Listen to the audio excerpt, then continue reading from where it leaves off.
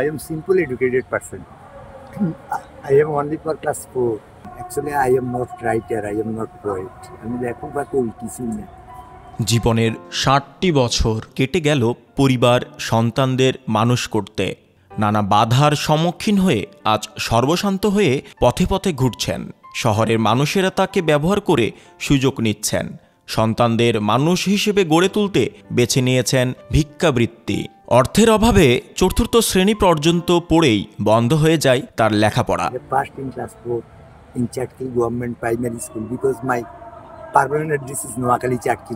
নিজে না পারলেও প্রবল ইচ্ছা সন্তানদের উচ্চশিক্ষায় শিক্ষিত করবেন। সেই লক্ষ্যে নোয়াখালী থেকে গত ২ বছর আগে ঢাকায় পাড়ি জমিয়েছেন Abu Taleb. I came from Noakhali in Dhaka maybe 2 years ago. টাকার নগরীর নাম বহু বছর থেকে শুনছেন তালেব, কিন্তু কি দুর্ভাগ্য, টাকা দিল না ধরা। রাস্তায় ঘুরে ঘুরে এক কাঁধ হতাশা নিয়ে বসে পড়ল শুনশান রাস্তার পাশে। প্রতিভার জায়গা থেকে বসে পড়লেন কিছু কাগজ আর কলম নিয়ে। বাস্তবতা ও মানুষের চোখের ভাষা পড়তে পারতেন আবু তালেব। সেই থেকেই চলছে সাদা কাগজের উপর কলম নাড়ানো। আমার শেষ গল্পে তুমি, রক্তের আবার রং কি, ছেড়ে দিলাম তোমার হাত, এক ফোঁটা বিষ দাও, তুমিও কাঁদবে, যে প্রেম আলো বোঝে না।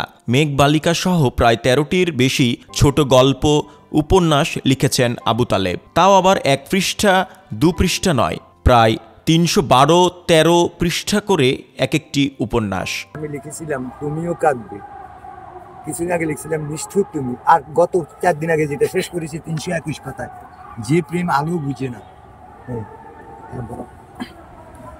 মেঘবালিকা অনেকগুলি আমি লিখেছি, যার ভিত্তি বাস্তবতা ও চোখের ভাষা। বিষাদভরা কণ্ঠে তালেব বলেন, সংগ্রাম মানুষের জীবন পরিবর্তন করে দেয়। সেই পরিবর্তনের আশায় আমি এসেছিলাম ঢাকা শহরে, কিন্তু আমি হতাশ হয়ে বসে রয়েছি প্রকৃতির মাঝে। আবু তালেব সংগ্রামী পথিক। প্রতিনিয়ত দুমুঠো খাদ্যের জন্য অপেক্ষায় থাকতে হচ্ছে রাস্তার মোড়ে কিংবা পার্কের কোনো এক প্রান্তে।